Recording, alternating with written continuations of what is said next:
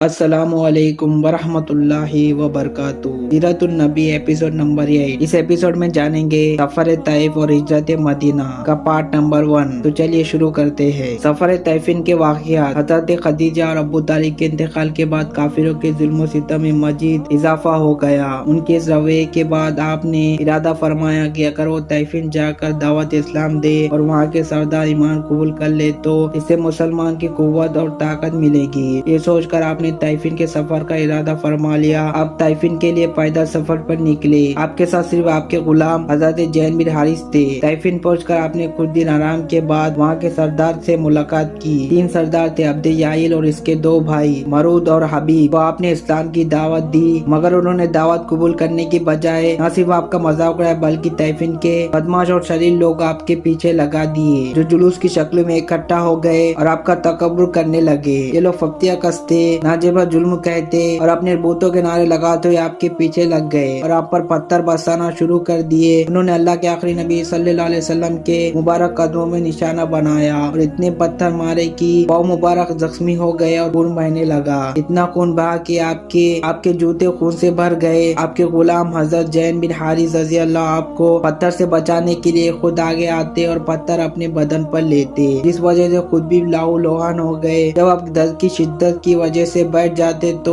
وہ شریر آگے بڑھتا اور بڑی بے دردی سے آپ کو جھٹکے سے کھڑا کر دیتا اور چلنے پر مجبور کرتا۔ جب آپ چلنے لگتے تو یہ ظالم پھر آپ پر پتھر برساتے، گالیاں دیتے، تالیاں بجاتے اور ہنسنا اڑاتے۔ آخرکار آپ نے زید بن حارث کے ساتھ قریب میں موجود انگور کے باغ میں پناہ لی۔ یہ باغ مشہور کافر اور آپ کے دشمن عتبہ بن ربیعہ کا تھا۔ آپ کی حالت دیکھ کر وہ بھی آپ کو رحم بھری نظروں سے دیکھنے لگا۔ اس نے آپ کے لیے اپنے غلام کے ہاتھ انگور کا خوشہ بھیجا۔ آپ نے قبول فرمایا۔ آپ کی باتیں سن کر انگور لانے والا نصیری غلام آدھا آپ پر ایمان لے آیا اور آپ کے ہاتھ پر چومنے لگا۔ سب سے سخت دن۔ بہت عرصے گزر جانے کے بعد ایک بار حضرت عائشہ رضی اللہ نے اللہ کے آخری نبی صلی اللہ علیہ وسلم سے پوچھا، کیا جنگ احد کے دن سے بھی زیادہ سخت کوئی دن آپ پر گزرا ہے؟ تو آپ نے ارشاد فرمایا، ہاں عائشہ، وہ دن میرے لیے جنگ احد کے دن سے بھی زیادہ سخت تھا، جب میں نے طائفین کے وہاں ایک سردار عبد یائل کو اسلام کا دعوت دی۔ اس نے دعوت اسلام کو قبول نہ کیا اور اہل طائفین نے مجھ پر پتھر کیا۔ میں سمجھو غم سے سر جھکا کر چلتا رہا۔ مکان کنوز علیم میں پہنچ کر میرے ہوش و حواس بجا ہوا۔ وہاں پہنچ کر جب میں نے سر اٹھایا تو کیا دیکھتا ہوں کہ ایک بادل مجھ پر سایہ کیا ہوا ہے۔ اس بادل میں حضرت جبریل مجھے آواز دی اور کہا کہ اللہ پاک نے آپ کی قوم کا جواب سن لیا اور آپ کی خدمت میں پہاڑوں کا فرشتہ حاضر ہے تاکہ وہ آپ کے حکم کی تعمیل کرے۔ پھر پہاڑوں کا فرشتہ مجھ سے سلام کرے، عرض کرنے لگا، اے محمد، اللہ پاک نے مجھے آپ کی خدمت میں بھیجا ہے تاکہ آپ مجھے جو چاہے حکم دے اور میں آپ کا حکم بجا لاؤں۔ اگر آپ کہے ابو قصیب اور قائن یہ دونوں پہاڑ ان کفاروں پر الٹ دوں تو میں الٹ دیتا ہوں۔ یہ سن کر آپ نے جواب دیا کہ نہیں، بلکہ مجھے امید کرتا ہوں کہ اللہ پاک ان کی نسلوں سے اپنے ایسے بندوں کو پیدا فرمائے گا جو صرف اللہ پاک کی ہی عبادت کرے گا اور شرک نہیں کرے گا۔ جنات کا قبول اسلام۔ اللہ کے آخری نبی صلی اللہ علیہ وسلم اس سفر طائفین سے واپسی پر مکان نخل میں تشریف فرمائے ہوئے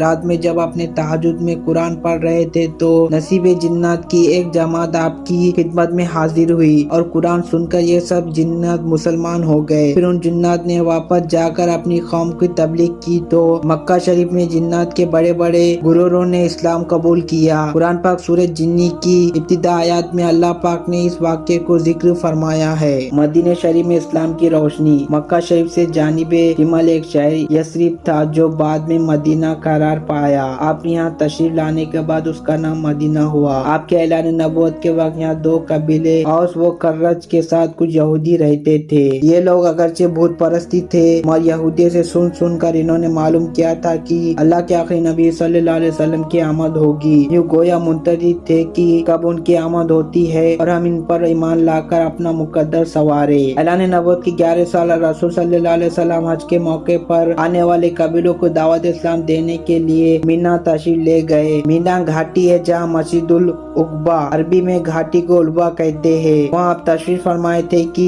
قبیلے خنجر کے 6 آدمی آپ کے پاس آ گئے۔ آپ نے ان لوگوں کو ان کا نام و نسب پوچھا، پھر قرآن کی چند آیات سنا کر ان لوگوں کو اسلام کی دعوت دی، جس سے وہ لوگ بےحد منتصر ہوئے۔ واپسی میں آپس میں کہنے لگے کہ یہودی اللہ پاک کے جس آخری نبی کی بات کرتے ہیں यकीनन वो नबी यही है। लिहाजा कहीं ऐसा ना हो कि यहूदी हमसे पहले इस्लाम की दावत कबूल कर ले। ये कहकर सब एक साथ मुसलमान हो गए और मदीने जाकर अपने अहले खानदान रिश्तेदार को भी इस्लाम की दावत दी। इस एपिसोड में इतना ही, मिलते हैं इसके दूसरे पार्ट में। जब तक के लिए अल्लाह हाफिज।